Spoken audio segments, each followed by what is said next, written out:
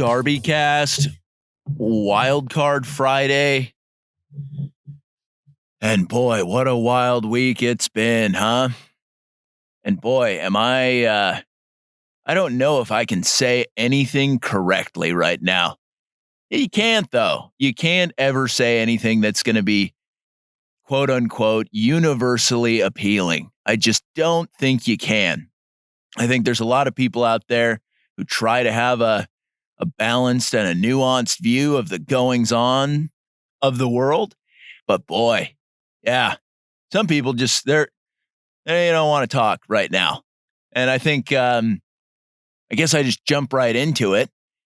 Take a real brave stance. Yeah, I'll take this is going to be a novel idea. Get this out of the way quick. I am against police brutality, but I am also against crime. Whoa, you're saying, that's not cool, man. And I'm saying, it seems like that's what page most people are on.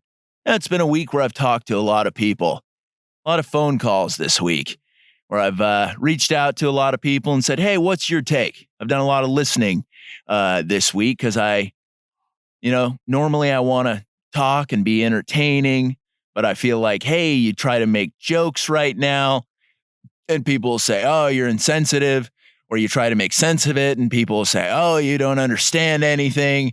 And it's like, yeah, maybe I don't. The only thought that I've really arrived on that made sense to me is people don't like being told what to do. And people are especially not cool with it if you look way different. If the person telling you what to do looks way different from you and belongs to a different group, yeah, then people really don't like it. I think this is kind of true. And I don't know if it's a universality, but I kind of feel like it might be. And listen, I might be missing the mark. I'm going to try my darndest to say things in a way that's, sensitive and balanced as best as I can, but that's impossible. Yeah, I think there's an objective reality, but I think we all experience it subjectively. We all have our lenses, and when people demand like, oh, you don't know what it's like to be me, you don't understand me, and I'm like, bro, I barely understand myself. I try so hard and got so far, but in the end, and yeah, I'm already making fucking jokes. I'll try to stay the course on this one. But yeah. I think the things that can be applied is that suffering is universal. Suffering is entirely universal. I think that's where we've got the capacity to.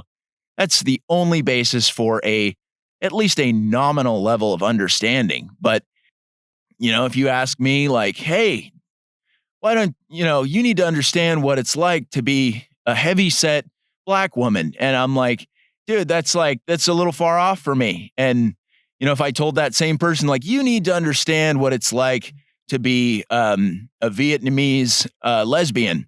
And they'll be like, well, that's absurd. And I'm like, yeah, that's the point. Like, we can try to understand each other, but like, you're never going to get it all the way. Yeah, this seems especially challenging right now. And as much as I think people are really well-intentioned and optimistic and saying like, yeah, we can all get along, I'm like, fuck, that just doesn't seem to be the case right now. And then, yeah, that kind of breaks my heart. And I think that breaks a lot of people's hearts right now. You got some really loud voices on these platforms, on these social media platforms, and some people are trying to sing the kumbaya and then you got other people who are saying like, the time for discussion is over. And I'm like, fuck, okay, this is going to turn out really poorly. Like, I don't like it. And like, is that even, and I don't even know if that's an acceptable take to have, It's, boy, what a rough time this is. And I'll try my best. I try my best to understand. And, you don't know what it's like to be me. It's like, yeah, like I'm trying to figure out my own deal too. So I think that's an absurd demand in the first place. The only thing I can truly understand is the universality of the human condition of suffering. that it is, and that yours and mine doesn't necessarily, it is not the same, and it never will be, but it might rhyme. It might rhyme. Yeah, I think that's a big part of it. But yeah, what a fucked up, interesting week this has been. Yeah, you get, boy, does it feel like an episode of Springer in a lot of ways. And like, don't get me wrong, I used to love Springer. Who didn't love just watching a great episode of Springer? But when you blow up Springer and you say, hey, let's do this on a society-wide level, boy, does that turn pretty fucked up pretty quick. Yeah.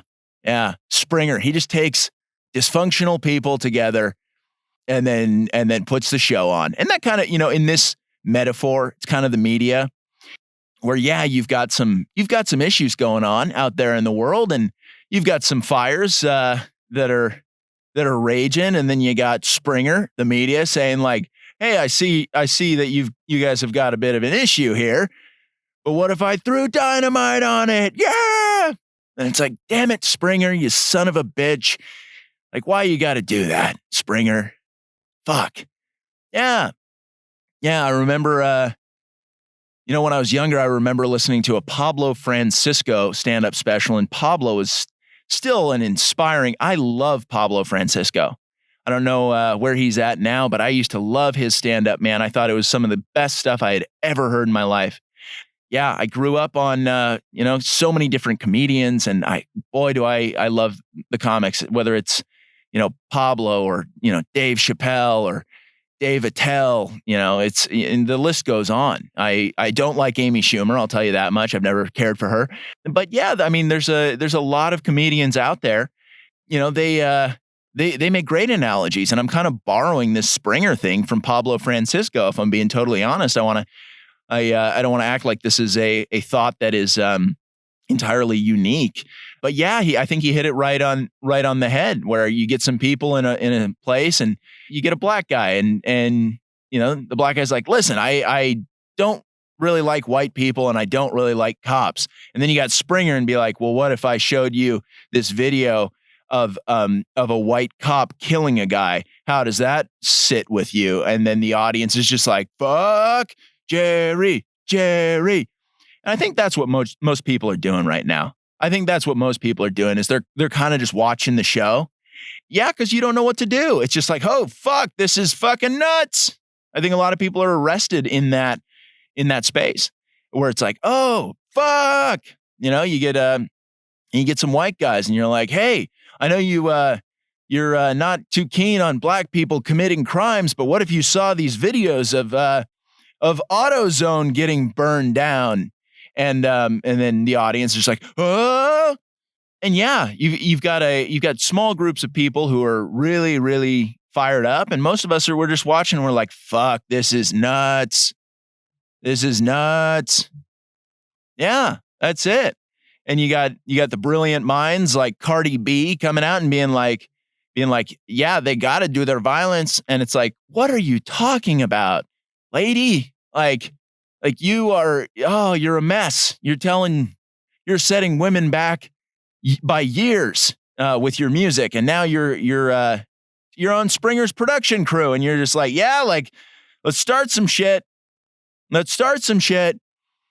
It blows my fucking mind. It blows my mind. Yeah, there's some fucked up stuff going on in the world right now.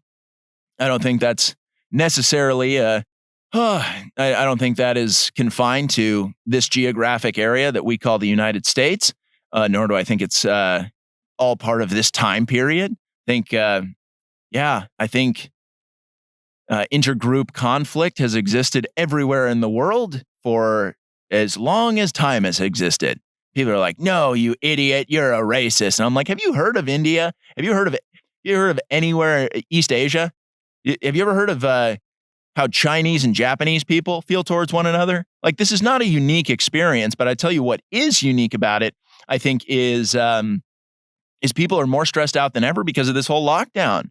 And people are freaked out about a handful of different things, and we're not necessarily, we're not slowing down. We're not thinking as much. And that much is true of how the human brain works. We're thinking fast versus thinking slow. And I think a lot of people, as an individual, you can slow down and think about things in a way that's calm and rational, take things on a case-by-case basis. But I don't think that's just how the human brain works. I think the human brain works in a way, and, listen, maybe that's a cognitive limitation of me. Okay. I don't know if this is a universality that I can just say, hey, my brain works this way. And people be like, oh, well, you're a less evolved being. You're spiritually bankrupt. You're a piece of shit. And it's like, fuck, I don't know. Like, maybe that's the case, but I've talked to a lot of people this past week, and it sounds like people are kind of on that same wavelength where they're like, fuck, I don't know. Like, this is a rough time. I get it. I understand that, Springer, he, listen, the ratings on Springer never been higher. How can you not get wrapped up in this? It's like the craziest fucking show of all time. It's crazy. And that might be trivializing it in a huge way. But I don't think, like I said earlier, I don't think I can ever really hit the nail entirely square on the head and say something that would be satisfying to all people, other than like, hey, it seems like people are really suffering right now in a lot of different ways. And it's entirely subjective, but at least I can appreciate that there's a lot of suffering out there. And I would love it if de-escalation were an option. But there's some people who are feeling like, hey, that's not really an option. And I'm going to tell you, I think that turns out terribly for everyone. When you let Springer win, right? Springer's throwing his dynamite and being like, hey, look at this. Why don't you look at this? Hey, I know your deepest bias and fears that have been cultivated over a lifetime of human experiences. I know I know exactly what's going to get you the most riled up. What if I showed you the video and then the audience went nuts? What do you think about that? It's like, damn it, Springer, you son of a bitch. Yeah. This has been an odd week. It's not been odd. And there's no way I can describe it that will be satisfying. I can't impress that enough. It is a tragedy. This ain't a comedy. And that's how I deal with things most of the times. I try to make jokes. And of course, like that's my impulse, is when there's a painful psychological experience. I think that's a lot of people. We try to make jokes. We try to make light of things, but I don't think a lot of people are in a joking mood right now. And I don't know how this gets de-escalated. Scares the shit out of me. I think it scares the shit out of a lot of people, no matter your creed, color, background, ethnicity, whatever you want to call it. I think a lot of people are like, oh, fuck, this is scary as shit. And it's okay. It's totally okay to have that reaction. Like, some people they deal with situations and the frustration and the rage in very different ways. I don't, boy, do I not condone violence, but I'm like, fuck, like, this is how it's playing out. Like, this is, no matter how I react to it, this is just how things are playing out right now. And it's really unfortunate. It's really, really nuts. You look at the Springer stories that led up to, I don't know, this wild crescendo of what's going on in this just, and people are acting like, oh no, it's like, like, this is so crazy that it's spiraling out of control. It's like, listen, this has been in the background the whole fucking time. If you've deluded yourself and you're like, oh, kumbaya, motherfucker. It's like, I don't know if it's really, I don't know if that's the experience for a lot of people. People don't like being told what to do, period.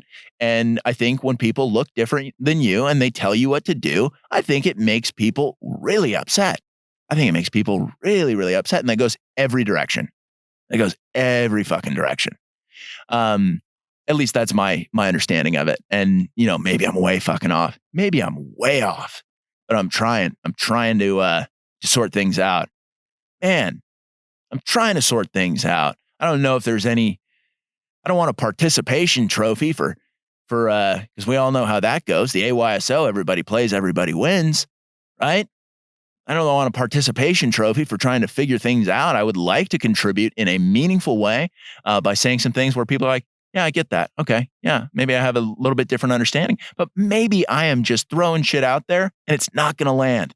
Maybe it's not going to land, But that is the essence of why we talk about things. I think. Yeah. Yeah. Boy, is there a lot going on. And yeah, well, people are caught up in this emotionally charged, raging inferno that's been that Springer's thrown gasoline and dynamite on the fires that were there. Now that people are thinking about this, there's so much going on behind the scenes, and it's like, listen, I know people are highly focused on this, and it certainly deserves its attention, right?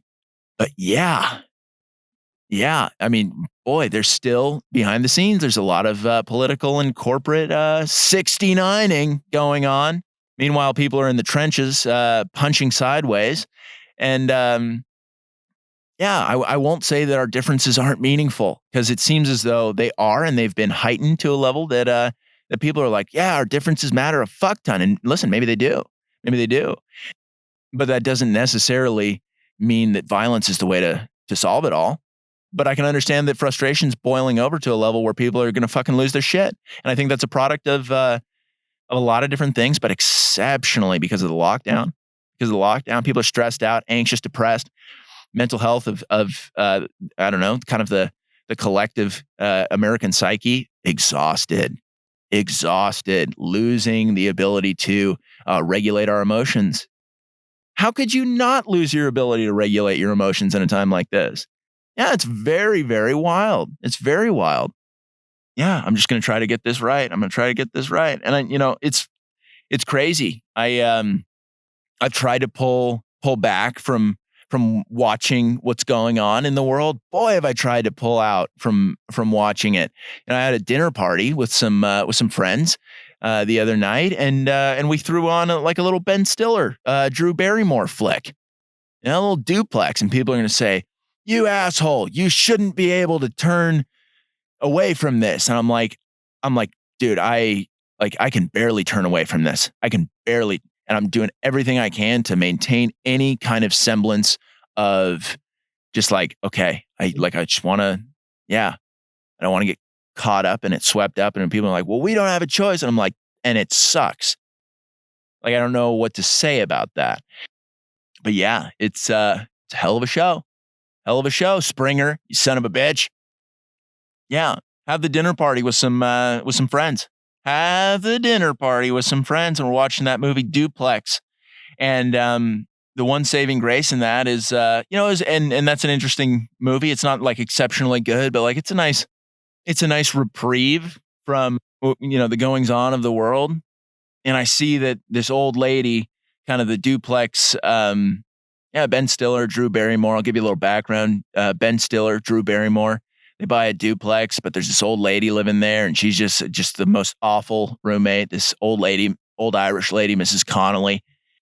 She plays her TV super loud at night, and they can't sleep.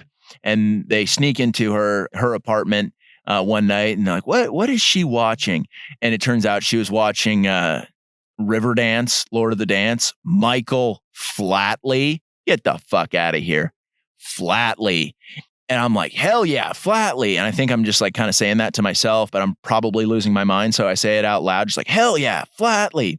And my friends, I got 3 people over, and they're looking at me, and they're like, what do you mean Flatley? And I'm like, what do you mean Flatley, you idiot? Lord of the Dance. Yeah, let's take a time out from all things of the chaos of the world. And that might be an insensitive move to pull back, but let me just tell you about Flatley, okay? Lord of the Dance. And I tell you, can you imagine ascending to the rank of Lord? Pretty sure there's only been one guy who's ever done that. Good old JC, my boy. But Flatley also has some humility, because he adds of the dance. And it's Flatley, I appreciate that. You're not trying to say I'm Lord. I get that. I love that. Humble warrior of tap dancing. Yeah, Flatley. The dude in his career grossed over $1 billion tap dancing. Okay. And you're saying to yourself, I'm looking at Kyle right now, and he's scratching his head. And I'm like, Kyle, listen up. Let me tell you about Flatley. Okay. What a show, man. What a show. River dance. Can you imagine Flatley as a youth? And his parents are like, what are you doing, Flatley? Your tap shoes. And yeah, they call their son. He's like a 10-year-old, and they're like, Flatley, I got to level with you, Flatley. Very serious conversation. And he's just like, listen, I'm going to do me. I'm going to tap dance. I'm going to run the show, and you'll see. And boy, did he deliver. Did he underpromise and overdeliver? What a show by Flatley. So after the movie's over, Duplex, Ben Stiller, Drew Barrymore, and my friends, they're all like, so tell us more about Flatley. And I'm like, way ahead of you. And I'm already on my phone, and I'm pulling up videos of Flatley dancing, doing his tap dancing. And I pulled up a video from 9 years ago. At the time, the guy was like 52 years old. And wow, okay, this dude is lighting up the stage. Feet aflame with fury. This dude is just ripping it. And you see the gals in his dance troupe just losing their minds as they're trying to keep up with him and the speed of his feet as a 52-year-old. And it's like, well, they don't call him the Lord of the Dance for nothing.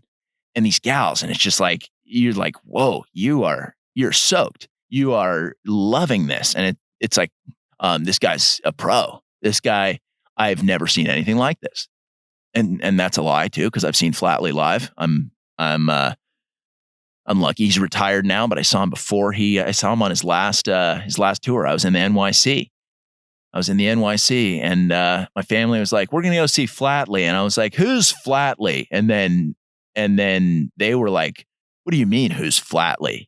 I had the same experience that my friends did. I got told. I got fucking told. Okay. And then Flatley just showed up, and this guy crushed it. You know, it was said that Wilt Chamberlain took down over 1,000 women in his day. And I'm looking at Flatley, and I'm like, for this guy, that's got to be like a dry Tuesday. Like 1,000 chicks is a dry Tuesday for Flatley with the kind of heat that he's bringing. Tap on, Flatley. And also I'm thinking about the metaphor deep in Flatley, where it's like Flatley, you're tap dancing on the stage when everybody else is tap dancing with their language. What a delicate act this is. Everybody, putting their thoughts out there. I'm putting my thoughts out there, and I'm like, man, I got to pull a WWFD. What would Flatley do? He'd tap dance expertly on whatever he's doing. And so listen, I'm no Flatley, okay? I don't know if I've got that in me. I don't think I can ascend to Lord of the podcast. In fact, I'm like, that seems pretty far off. I'm no Flatley of podcasting, but like, let me try to take a page out of your book and describe things in a way that tap dances in a way that's so enthralling that, and my parents, they say, hey, why are you podcasting? Just like Flatley's parents said, why are you tap dancing? Right? You got to shoot your shot. You got to give it a shot. Okay. And that's the message, right? Yeah. You're going to speak and you're going to get things wrong. You have to give yourself that kind of space. And as much as people didn't understand Flatley, he's hard to ignore. Yeah. What a show. What an absolute show. So yeah, there's a lot going on this week, and I kind of want to recap the things going on that Springer's brought to our attention. You got the Karen altercation in Central Park. You've got the Karen altercation where the lady like strangles her dog because she's freaked the fuck out. And boy, did she take it from a situation that was like maybe around like a 4 in terms of being like, okay, this is a little uncomfortable. Boy, did she take it to a fucking 15 real quick. Right. And it was like, oh, lady, you went too hard. You strangled your dog, and you threatened to call the police on this dude, and with the intention of getting this dude in some fucking hot water. And it's like, lady. Then the Karen meme took off in a big way, and boy, did that upset white liberal chicks everywhere. Boy, were they pissed. They're like, but I'm an ally. And people were like, we don't give a shit. We never really have. Boy, was that a shock for white liberal chicks who virtue signal as if it was their full-time job. They were just astonished that people were like, yeah, we don't really care what you have to say. And they were like, but I'm an ally. And they're like, we don't even know what that means. Like, you think you're doing something great, but yeah, like that doesn't negate the fact that, I don't know, that there's still undercurrents of tension. And I'm also thinking to myself, like, I think that's always been the state of things. And I think a lot of people are kidding themselves to think that there wouldn't be kind of a tense back and forth going on, especially the way things have been amplified in recent years with the identity politics. Are you kidding me? Of course things are fucking tense. You add media to the situation, you get people, you put spin on things, you get people in their echo chambers. Of course people are going to flip out over everything now. And that, I think that's existed in almost every multicultural society in history. And also right now, everywhere in the world. And people are acting like, oh my God, I can't believe this is happening. And it's like, really? Because it seems like that's the baseline. It seems like people are trying they are hustling their asses off to either convince themselves or others that isn't the case. And I'm like, how deluded are you? And people are going to say to themselves after listening to this, like, you're a racist. And I'm like, I think I'm just like calling it like I see it. And maybe that is with a terrible, heavy-handed, evil bend. And it's like, but I don't know if that is. It's just like, that just seems like the way things are. And it feels like media makes things worse. Yeah, this lady, she's in Central Park. She's in Central Park and she's walking her dog. And this guy's like, hey, leash up that dog, huh, babe? And she's like, no, I'm not going to do it because the dog runs are closed. And then the guy did a sketchy thing too. Like, the guy was sketchy. Check this. Like, he's like, yeah, if you're going to do what you want to do, then I'm going to do what I want to do. And he like pulls dog treats out of his pocket and he doesn't even have a dog with him. And I'm like, dude, that's fucking sketchy as hell. But then she took it to another level. It was boom, boom, boom. Yeah, it got boy, did that spiral out. I think that's a product of the baseline of like, yeah, this is kind of like part of reality is that people have a hard time being told what to do, period. And then if you look different, I think it makes it harder. And I don't know if that makes anyone a bad person. I don't know if that's a failure of moral character. I don't. I think that might just be how the human brain has processed things for millennia. Yeah, I'm no scientist. I don't know a ton about neuroscience. I don't know a shit ton about history, but that kind of just seems like the baseline. And I think we're deluding ourselves to think like, oh, this could never happen. These people are terrible. It's like, no, like human interaction is always messy. It's always been messy. Even if people are very similar. Men don't like to be told what to do by women, and women don't like to be told what to do by men. Like, take it to that angle, but then you add racial components, you add, religious components, you add all these things. And it's like, oh boy, this is, people seem to be very divided. And I'm like, listen, I'm not surprised. Like, I think that's the craziest part is that people are surprised by it. And maybe I'm just a complete piece of garbage. Okay. But, and I'll be the first to admit it. I'll ask that question to myself. I ask myself that question all the time. Like, am I this piece of garbage that people would want me to believe? And it's like, I don't think I am. I think I'm just kind of like experiencing things. And this is just how I'm experiencing the world subjectively. And of course it's not going to match up with everybody. And the assumption that it would is insane. That's the insane part to me. So listen, then you get into Minnesota and a cop fucking killed a dude. And it's like, holy shit, was that video uncomfortable to watch for everybody. Like, nobody's rooting for police brutality. Like, and the people who are, like, I don't know if they exist. Yeah, there's probably some fuck faces out there who are like, yeah. And it's like, fuck, that's gnarly. Yeah, that was a tough thing to watch, terrible thing to watch. Of course it is. But the response to it is like, boy, does that stir up a lot of emotions in everybody. It doesn't matter what you look like. You're gonna have You see black business owners and their businesses got destroyed in the rioting.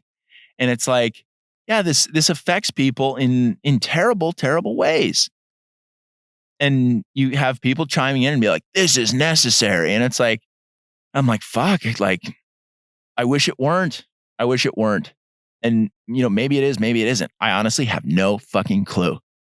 I have no clue. Would I like to say de-escalate? Definitely de-escalate. Of course. Of course. I don't know if people are too stressed out right now. And that's a product of the world that we've created. That we've created. I think a lot of people had really, really good intentions, but the pathway to hell, as they say, is paved with good intentions. Right? Boy, I mean, listen, that's it. That's it. I think a lot of people had really, really good intentions, and they were like, yeah, we can make this work. And people are going to scratch their head and they're going to say, are you saying this is impossible? And I'm like, I don't fucking know, but it doesn't seem like it's working. It doesn't seem like it's working. And that breaks my heart. I grew up and I was, I think a lot of people were brought up in this world and to respect each other, to understand each other. But I think there's also limitations to it. I think there's limitations to it. And that's heartbreaking. But I think that's kind of rooted in reality. And again, call me a complete piece of shit if that's how you feel about it. And I'll have to accept that. I'll have to endure that. And that's a risk you run by saying anything. By saying anything. You're going to have people who disagree with you. And that's fine. That's fine if people disagree. But like, you take it to a different level when the AutoZone gets burned down. And do I have sympathy for AutoZone? Absolutely not.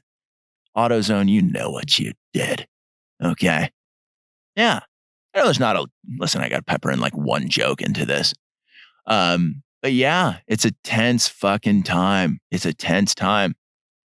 And as much as I would love to just tell people all over the place, like, hey, let's scale it back. Let's calm it down. People don't want to hear it from me. And I understand that. That doesn't shock me. That does not shock me at all. But people are saying, oh, this is a threat to democracy, this whole thing. And it's like, yeah, democracy has a shelf life. It always does. Historically, it does. And then, you have authoritarians who kind of work their way in.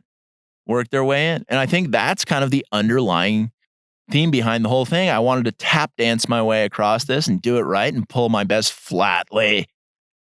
But yeah, I don't know if I've done it correctly, but I think behind the scenes is like there's the stuff that's going on is like people are saying, hey, my government doesn't represent me. And it's like, yes, of course it doesn't. Your government represents corporate interests and, who can ever pay the most wins. That's it. And these corporations are fucking massive. Citizens United, if you don't know about Citizens United, the court case, that was the worst thing that ever happened to the United States in modern history. And you're saying, when did modern history start? And you don't know that. And I have a different opinion. But I'm saying, listen, in my view, Citizens United, look up the court case, was one of the worst things. Let's just say that. Maybe I soften that. Maybe it's one of the worst things to ever fucking happen. Yeah. Yeah, the complete corporate takeover of the US.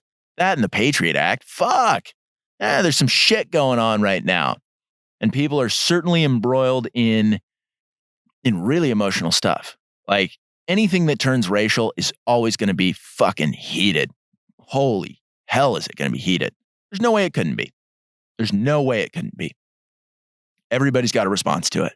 No matter what your response is, whether you're feeling sad, whether you're feeling angry, whether you're, I don't care what it is. Everybody's got some kind of response to it. And if you don't have a response to it and you're keeping quiet, like, hey, that's totally your choice. And that was something I considered. I'm like, maybe I just don't fucking talk about it.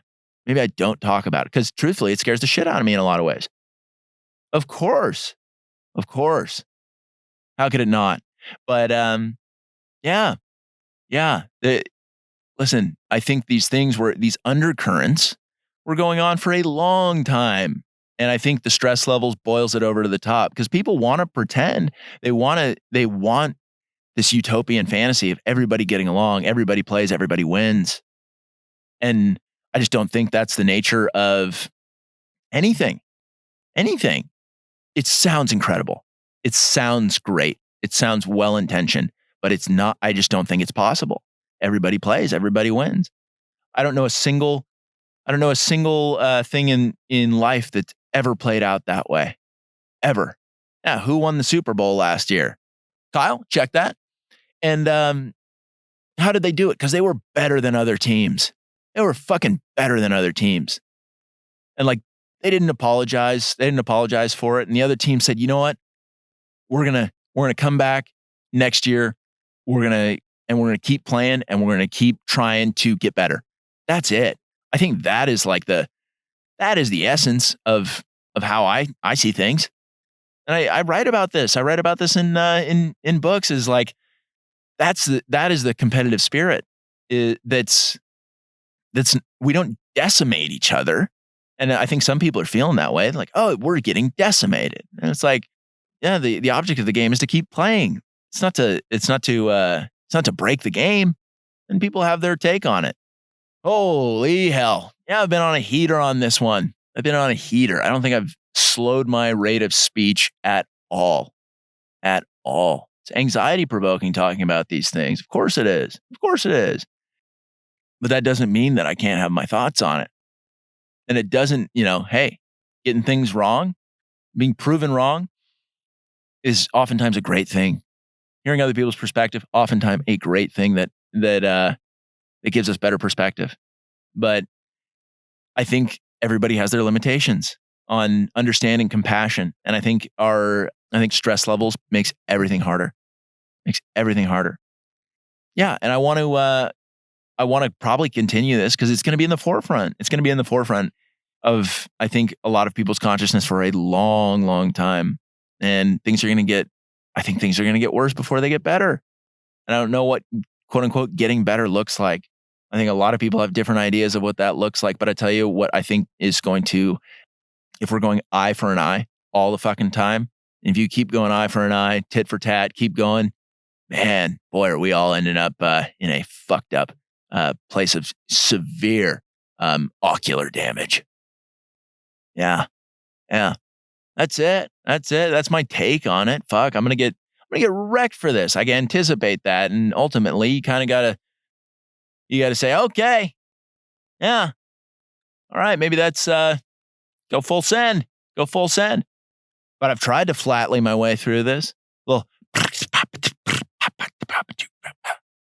yeah, Flatley. I still can't get over Flatley. What a fucking pro. Grossed $1 billion and took down every Irish lassie in the entire city of Dublin. Probably 50 times over. And he ain't through yet. Yeah, DarbyCast, Wildcard Friday. Boy, it has been a crazy, crazy time. But yeah, I don't know if my opinion matters on this at all. And you're listening to me sort my thoughts out. And I don't know whether that's brave, whether it's stupid, whether it's both. Yeah, everybody's going to have their take on it. And I want to valiantly defend people's rights to express themselves.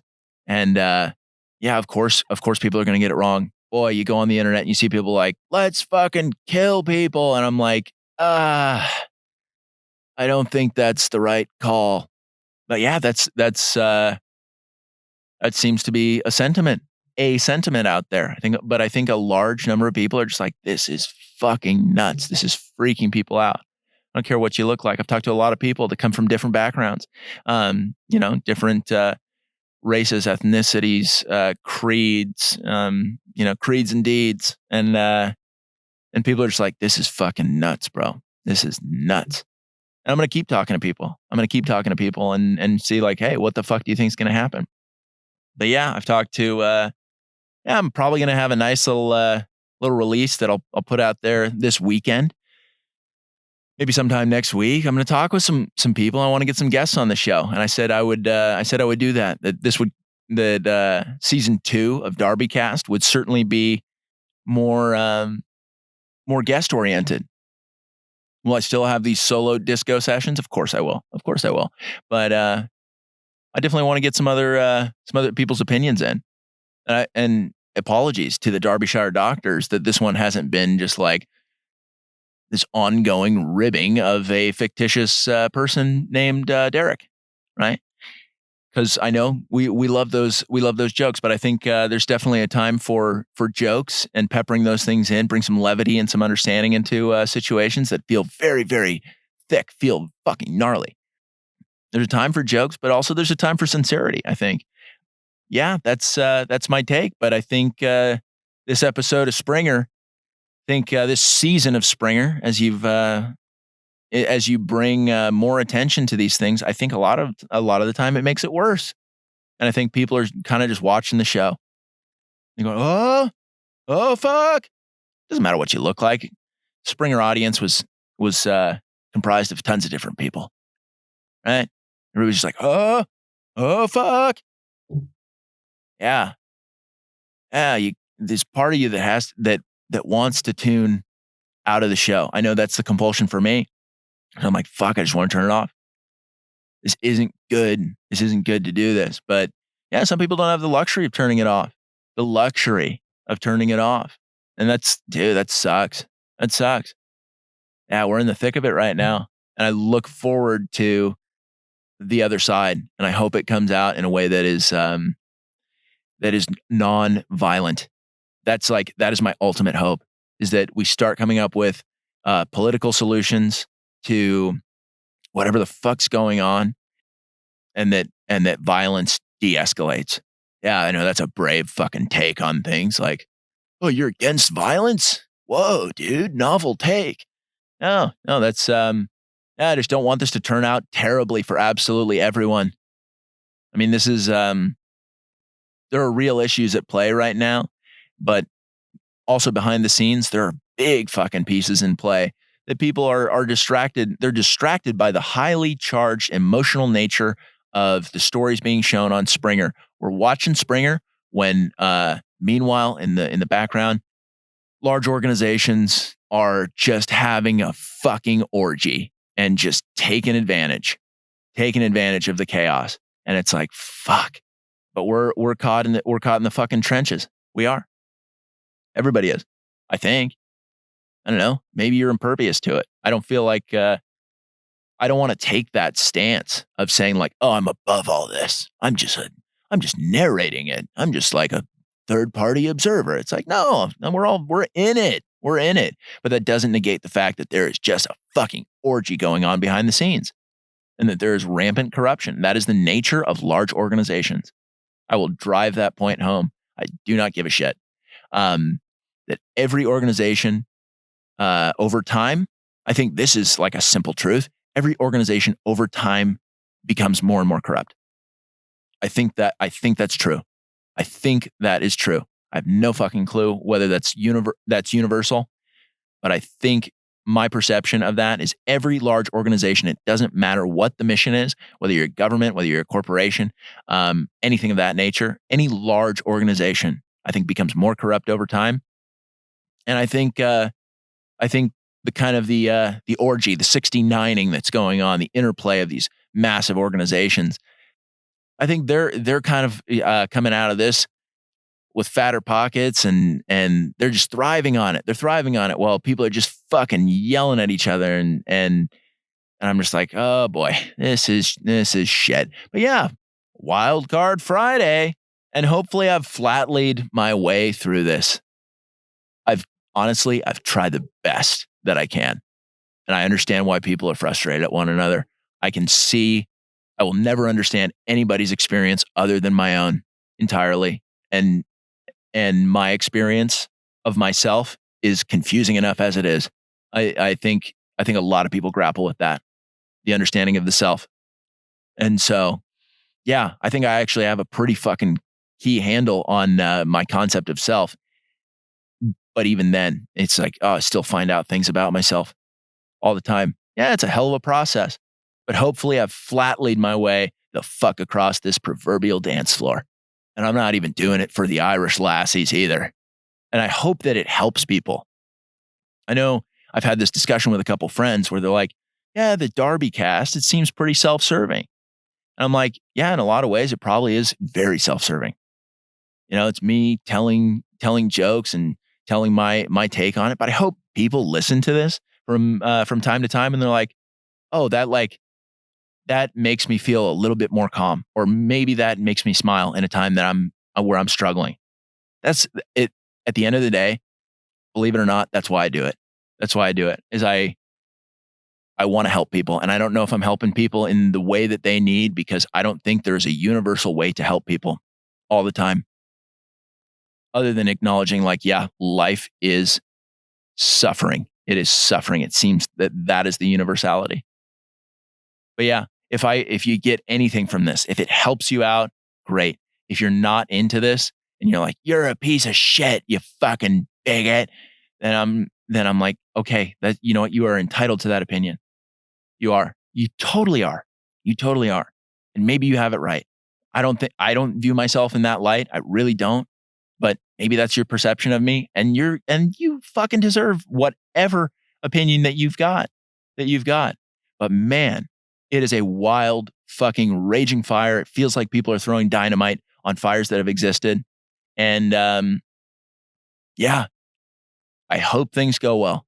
I hope things can de-escalate and go well. And the people who are saying, like, fucking go crazy, go nuts, I'm like, fuck. But I don't know what it's like to be in those people's heads. I have no fucking clue what it's like to be in those people's heads. I have my opinion of saying, yeah, the violence isn't going to solve things. It's not. It's going to make things way worse. It's going to weaken. It's going to weaken people in the long run. But that's my perception.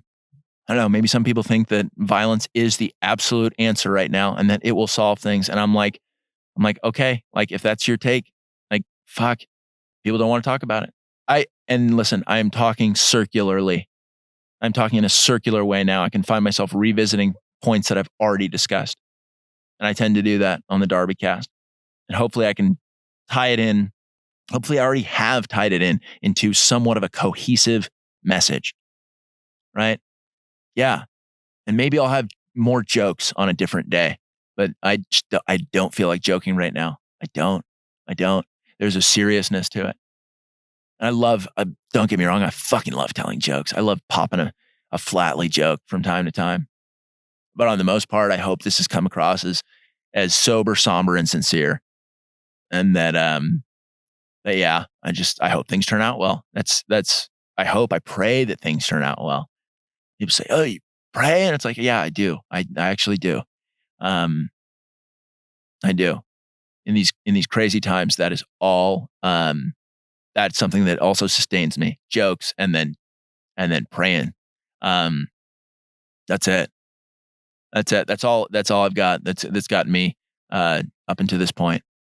But yeah, hey, have as good of a weekend as you possibly can. Stay safe. And try to keep your cool. That goes out to everybody. Try to keep your cool as best as you can. So yeah, that's that. DarbyCast, Wildcard Friday.